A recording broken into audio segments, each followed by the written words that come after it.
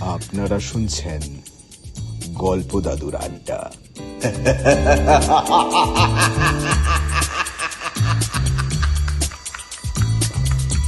নমস্কার। তারাপদ রায়ের লেখা মদ খাওয়ার সময় আমি কোনো রিস্ক নিই না। মদ খাওয়ার সময় আমি কোনো রিস্ক নিই না। অফিস থেকে সন্ধ্যাবেলা বাড়ি ফিরে দেখি গিনি রান্না করছে।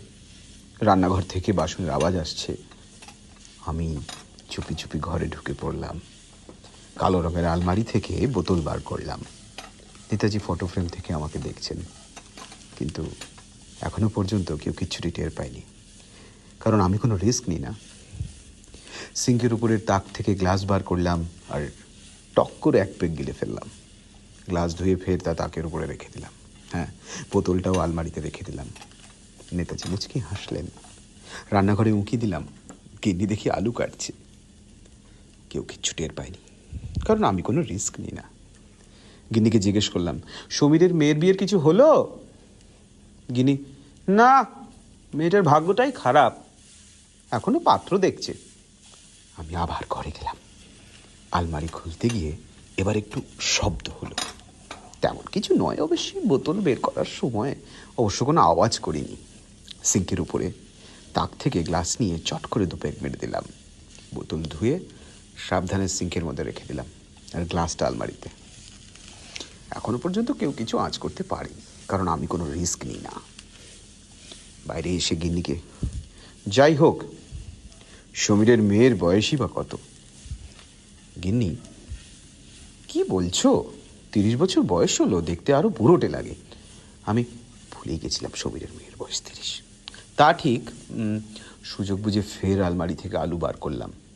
আলমারিটা আবার জায়গা বদলে ফেললো কি রে বাবা। তাক থেকে বোতল বার করে সিঙ্কের সঙ্গে মিশিয়ে চট করে আরেক পেগ পেটে চালান করলাম। নেতাজি দেখি জোরে জোরে হাসছেন। তাক আলুতে রেখে নেতাজির ছবি খুব ভালো করে ধুয়ে আলমারিতে রেখে দিলাম। গিন্নি কি করছে দেখি, গ্যাসের উপর সিঙ্ক চড়াচ্ছে, কিন্তু এখন পর্যন্ত কেউ কিছু টের পায়নি, কারণ আমি কোনো রিস্ক নিই না। আমি গিন্নিকে, তুমি সমীরকে বুড়ো বললে?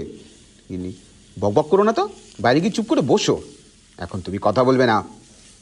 আমি আলু থেকে ফের বোতল বের করে মজা আসে আলমারিতে আরেক পেগ গিললাম। সিঙ্কটা ধুয়ে ওটাকে তাকের উপর রেখে দিলাম।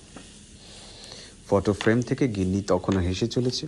নেতাজি রান্না করছে, কিন্তু এখনও কিছু টের পাইনি, কারণ আমি কোনো রিস্ক নিই না। গিন্নিকে হাসতে হাসতে বললাম, তাহলে সমীর পাত্রী দেখছো? সমীর পাত্রী দেখছে? গিন্নি, শোনো, তুমি মুখে জলের ঝাপটা দিয়ে কোথাও চুপ করে বসো তো। আমি রান্নাঘরে গিয়ে চুপচাপ তাকের উপর বসলাম, কিন্তু এখন অবধি সমীর কিছু টের পাইনি। আর কারণ নেতাজি কোনো রিস্ক নেন না, তাই না? সমীর এখনও রান্না করছে, আর আমি ফটো ফ্রেম থেকে গিন্নিকে দেখে এখনও হেসে চলেছি, কারণ আমি কখনো নিই না, মানে কি যেন নিলাম, হ্যাঁ, আমি তো আলু নিই না।